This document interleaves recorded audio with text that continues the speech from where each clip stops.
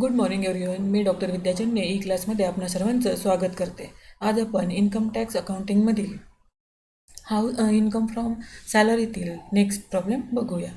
तर प्रॉब्लेम अशा प्रकारे आहे. Doctor Srikrishnan Sharma is a professor of a autonomous university in Bangalore. In bracket, population about 25 lakh. The following are the particulars of his salary income. आता इथे population दिलेलं आहे, म्हणजेच आपल्याला रेंट फ्री फर्निश हाऊस असेल. श्रीकृष्ण शर्मा प्रोफेसर आहे ऑटोनॉमस युनिव्हर्सिटीचे, पण इथे खाजगी विद्यापीठाचे विद्यापीठ आहे असं समजून आपण या प्रॉब्लेम जे आहे ते सॉल्व केला आहे. तर यामध्ये बेसिक सॅलरी दिलेली आहे 35,000 पर मंथ. डिअरनेस अलाउन्स आता हे पर मंथ आहे, म्हणजे इंटू 12 करावं लागेल, टॅक्सेबल आहे. Dearness allowance ₹17,500 per month. Not forming part of salary, not forming म्हटलेलं आहे, घ्यायचंच नाही आहे. त्याच्यानंतर सॅलरीचा पार्ट नाही आहे म्हणून सरळ सांगितलेलं आहे. त्याच्यानंतर सिटी कॉम्पेन्सेटरी अलाउन्स ₹4,05,000 पर मंथ. याला इंटू 12 करावं लागेल. याला डिअरनेस अलाउन्सला पण इंटू 12 करावं लागेल. त्याच्यानंतर fix medical allowance ₹3,450 per month into 12 करावं लागेल. Entertainment allowance ₹900 per month into 12 करावं लागेल. त्याच्यानंतर एम्प्लॉईज आहे, employee contribution and employer contribution, म्हणजे दोघांचं पण आहे. हा कर्मचारी आणि हा सेवायोजक म्हणजेच मालक. Contribution to RPF ₹24,000. त्याच्यानंतर दोघंही जण 24,000 रुपये कॉन्ट्रीब्यूट करतात, कर्मचारी पण आणि सेवायोजक पण. Interest credit on RPF account at 11% ₹18,000. 11% प्रमाणे 18,000 RPF अकाउंटमध्ये इंटरेस्ट गोळा होतो आहे. एज्युकेशन अलाउन्स फॉर हिज 3 सन ₹7,000. 3 मुलांकरता, आपल्याला माहिती आहे 2च मुलांकरता 100 रुपये प्रमाणे टॅक्स फ्री आहे म्हणून. त्याच्यानंतर the university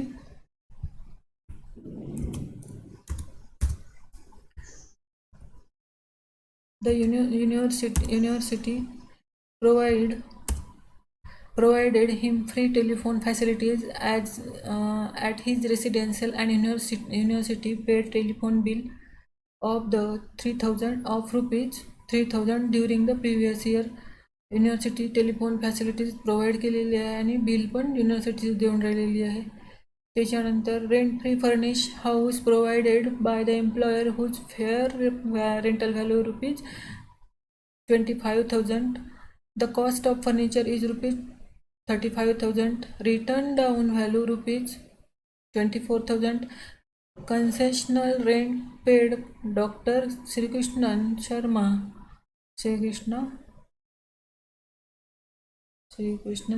₹6,000.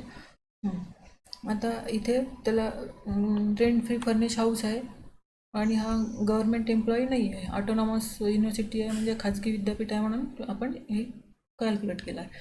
Club bill paid by employer ₹10,000. The university paid his LIC premium ₹6,000. Tax on employment paid by employee ₹2,500. एम्प्लॉईनी पेड केला आहे, म्हणजे इकडे टॅक्सेबल न दाखवता, आउटर कॉलममध्ये न दाखवता डायरेक्ट 80ची अमाऊंट घेता येईल, 80Cची.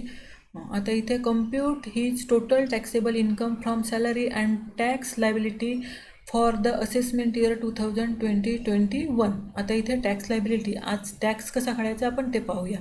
हे तर आता यातले बरेचसे पॉईंट तुम्हाला झालेले आहेत क्लिअर. एज्युकेशन अलाउन्स पण झालेला आहे, इंटरेस्ट क्रेडिट पण झालेला आहे, एम्प्लॉई आणि एम्प्लॉयर कॉन्ट्रीब्युशन पण झालेलं आहे, एंटरटेनमेंट अलाउन्स पण झालेला आहे, सिटी कॉम्पेन्सेटरी अलाउन्स पण झालेला आहे, डिअरनेस अलाउन्स पण झालेला आहे, बेसिक सॅलरी पण झालेला आहे. बरेचसे पूर्णच पॉईंट्स झालेले आहे याच्यामध्ये.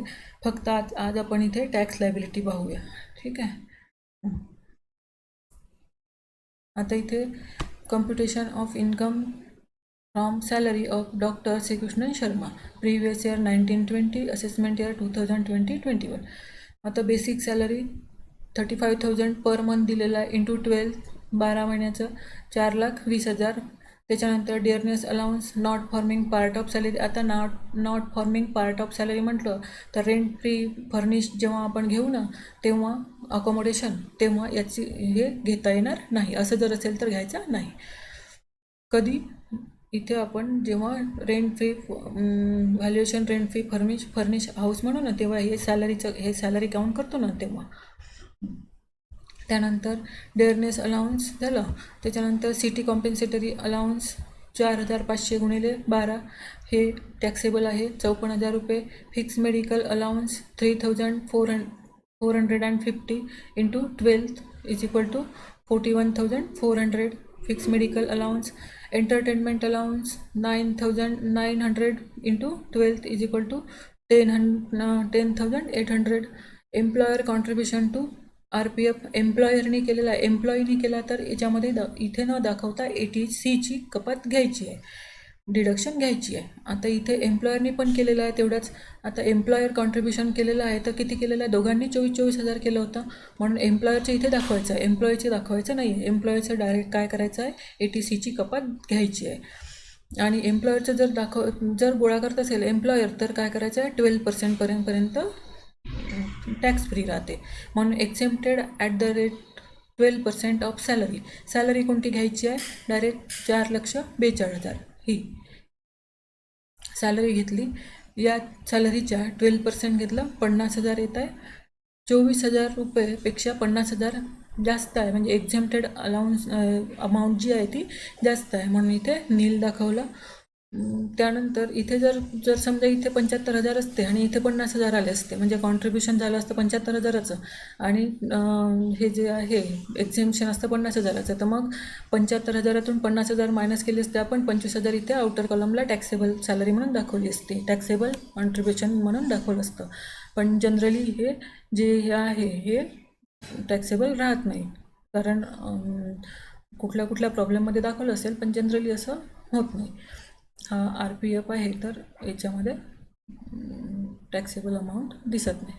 त्यानंतर interest credit to RPF interest account RPF account at the rate of 11% 18,000 rupees गोळा झालेले आहेत त्याचे 11% आहे ना. एक्झेम्प्ट आहे आता 9.5%. आता कसं काढायचं? 11% किती होती अमाऊंट? 18,000. 11% अमाऊंट 18,000 तर 9.5% किती?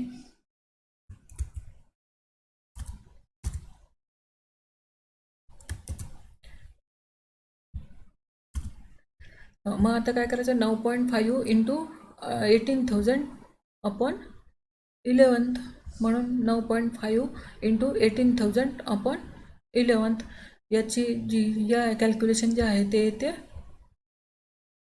15,545. 18,000मधून आता हे जमा झाले एवढे, एक्झेम्प्ट आहे एवढे अमाऊंट 9.5पर्यंत 9.5% पर्यंतच 9.5%पर्यंतच काय अमाऊंट एक्झेम्प्टेड आहे, टॅक्स फ्री आहे म्हणून ही टॅक्सेबल अमाऊंटमधून टॅक्स फ्री अमाऊंट मायनस केली आणि टॅक्सेबल अमाऊंट किती आली? 2,455 2,455. त्यानंतर education allowance for his 3 sons 3 मुलांकरता 7,000 रुपये मिळाली पण एक्झेम्प्ट किती आहे? Exempt up to per child per month ₹100 for 2 children एका मुलासाठी 100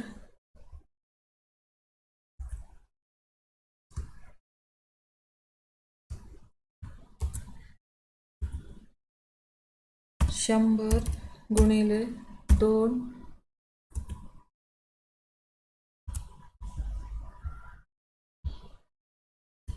100 into 2 into 12 is equal to 2,400.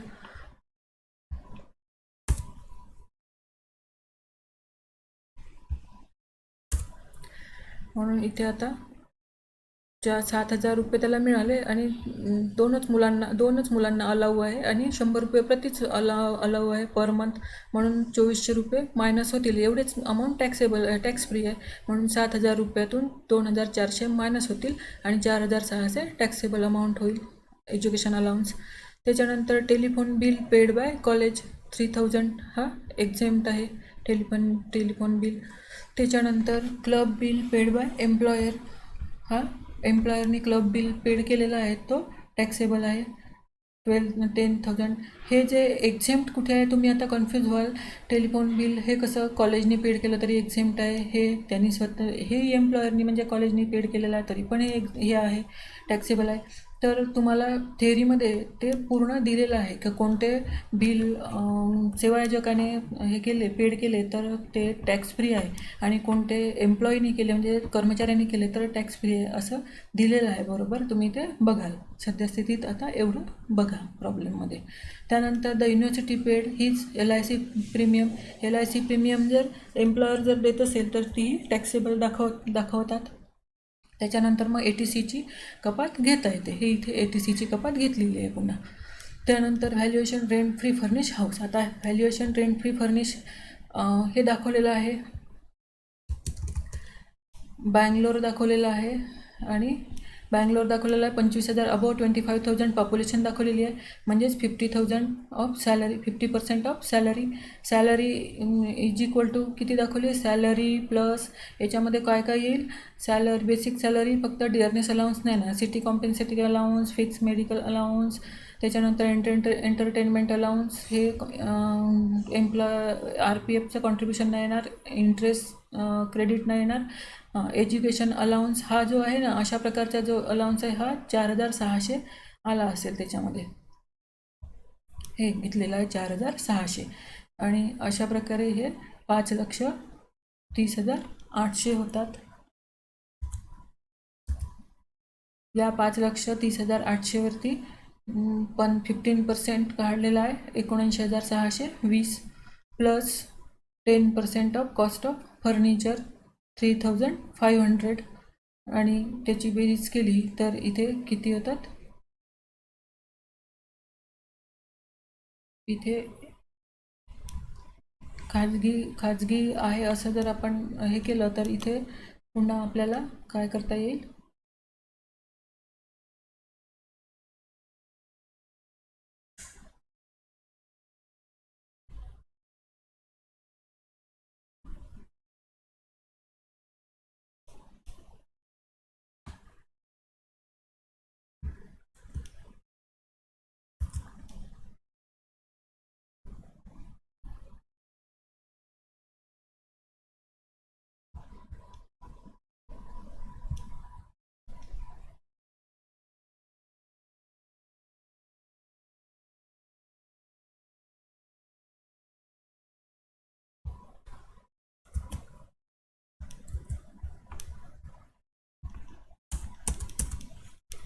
Rent of furniture paid by employer हे दिलेलं नाही आहे या प्रॉब्लेममध्ये, म्हणून इथे विचेवर इज लेस होते, म्हणून इथे आता लेस झालं तर इथे मायनस होईल, म्हणून इथे डायरेक्ट काय केलं 15% of salary plus 10% of cost of furniture असं हे बरोबर बघून करायचं आहे इथे. म्हणून generally rent of furniture paid by employer इथे हे आणि ऑरच दिलेलं आहे नाही का, तर इथे 15% ऑफ सॅलरी घेतलेला आहे आणि प्लस इथे rent of furniture paid by employer वगैरे दिलेलं नाही आहे या प्रॉब्लेममध्ये, असं काहीच दिलेलं नाही आहे. Furniture whose employer rental value fair rental value घराची दिली आहे 25,000, cost of furniture 35,000 cost of furniture दिलेलं आहे आणि रिटर्न डाऊन व्हॅल्यू दिलेली आहे. तर फक्त त्यांनी काय दिलेलं आहे 6,000 श्रीकृष्णांनी पेड केले म्हणून दिले आहे, म्हणून इथे बँगलोर सिटी आहे आणि 25,000 पॉप्युलेशन आहे, म्हणून इथे 25,000 पॉप्युलेशन घेतलेली आहे आणि plus 10% of cost of furniture घेतलेलं आहे. ह्या छोट्या छोट्या गोष्टी प्रत्येक प्रॉब्लेममध्ये लक्षात ठेवाल. त्यानंतर यामध्ये rent amount recover from employee केलेलं आहे. रिकवर त्यांनी 6,000 रुपये रिकवर झालं, ते मायनस केलं म्हणजे एम्प्लॉईकडून वसूल केली. अशा प्रकारे 77,120 हे valuation rent fee furnish house इथे आलेलं आहे. कारण इथे 15% सॅलरी आणि हे जर घेतलं तर इथे rent of furniture paid by employer जर घेतलं हे आहे नाही, आणि इथे A B whichever is less घेतलं तर लेस म्हणजे ही अमाऊंटच घ्यायला लागेल. ही जर अमाऊंट घेतली तर नील येईल, म्हणून मग सरळ सरळ इथे 15% of salary plus 10% of cost of furniture घेतलेलं आहे. त्यानंतर ग्रॉस सॅलरी याची ॲडिंग जर केली पूर्ण तर इथे ग्रॉस सॅलरी येते. ग्रॉस सॅलरी आल्यानंतर डिडक्शन अंडर सेक्शन 16च्या एम्प्लॉयमेंट टॅक्स जो आहे तो एम्प्लॉयमेंट टॅक्स घेतलेला आहे. आता हे दिलेलं आहे याच्यामध्ये एंटरटेनमेंट अलाउन्स, पण खाजगी विद्यापीठ आहे असं ॲझ्युम करून हे प्रॉब्लेम सोडून राहिलो आपण, तर खाजगी एम्प्लॉईला एंटरटेनमेंट अलाउन्सची कपात मिळत नाही, म्हणून इथे घेतलेली नाही आहे आपण. तर इथे एम्प्लॉयमेंट टॅक्स, फक्त एम्प्लॉयमेंट टॅक्स त्यांनी स्वतः पेड केला एम्प्लॉईनी, म्हणून इथे एम्प्लॉयमेंट टॅक्स तिथे न दाखवता इथे नाही दाखवला एम्प्लॉयमेंट टॅक्स त्यांनी स्वतः हे केलेलं आहे एम्प्लॉईनी, म्हणून इथे न दाखवता डायरेक्ट कपात घेतली. जर एम्प्लॉयरनी म्हणजे सेवा आयोजकांनी जर पेड केला असता एम्प्लॉयमेंट टॅक्स तर इथे पण दाखवला असता आणि कपात पण घेतलेली असती, म्हणजे डिडक्शन पण केली असती. तर अशा प्रकारे हे दोन्हीतला फरक लक्षात ठेवायचा. आणि इथे एंटरटेनमेंट एम्प्लॉयमेंट टॅक्स किंवा प्रोफेशनल टॅक्स 2,500 ग्रॉस सॅलरीतून 16ची डिडक्शन मायनस केली तर इथे 8,33,874 म्हणजे 8,33,874 रुपये इन्कम फ्रॉम सॅलरीचे येत आहे. त्याच्यानंतर इन्कम फ्रॉम सॅलरीतून इथे डिडक्शन अंडर सेक्शन 80C. आता त्यांनी ओन कॉन्ट्रीब्युशन केलेलं आहे, सेवा आयोजकांना केलं ते आपण इथे दाखवलेलं आहे, एम्प्लॉयरनी केलेलं आणि त्यांनी स्वतः म्हणजे दोघांनी केलं या प्रॉब्लेममध्ये, एम्प्लॉई आणि एम्प्लॉयर दोघांनी केलेलं आहे. म्हणून एम्प्लॉयरनी केलं ते इथे दाखवलेलं आहे आणि एम्प्लॉईनी केलं ते 80Cमध्ये कपात मिळते, तिथे दाखवायची गरज नाही. तर 5,000 इंटू 12 इथे दोघांनी 24,000 रुपये केलेले होते, म्हणून इथे 24,000 रुपये गोळा झाले. लाईफ इन्शुरन्स प्रीमियम त्यांनी 6,000 रुपये गोळा केलेला होता. 6,000 रुपये हे इन्व्हेस्टमेंट आहे त्याची. तर अशी टोटल इन्व्हेस्टमेंट ही 1,50,000पर्यंत 80C अंतर्गत फक्त. 80D वेगळी आहे, मग 80E वेगळी आहे, त्याच्यानंतर 80U वेगळी आहे, 80G वेगळी आहे. ही फक्त 80Cची 1.5 लाखापर्यंत डिडक्शन मिळू शकते. तर अशा प्रकारे 80Cची 30,000पर्यंत डिडक्शन मिळाली आणि हे 8,33,874मधून 30,000 गेले तर त्याचं टॅक्सेबल इन्कम फ्रॉम सॅलरी ही 8,03,875 झाली. तर याच्यावरती आपण टॅक्स कसा कॅल्क्युलेट करायचा हे पुढील भागात बघूया, कारण आता जर केला तर हा व्हिडिओ जो आहे तो खूप मोठा होऊन जाईल, म्हणून इथे बिलकुल यानंतरचाच व्हिडिओ मी हा टॅक्सेबल अमाऊंटचा दाखवेल, टॅक्सेबल इन्कम फ्रॉम सॅलरीचा. आता इथे सद्यस्थितीत थांबून जाऊया, बाकी पुढील भागामध्ये हे टॅक्सेबल इन्कम टॅक्स स्लॅब जो आहे तो आपण पुढील भागामध्ये बघूया.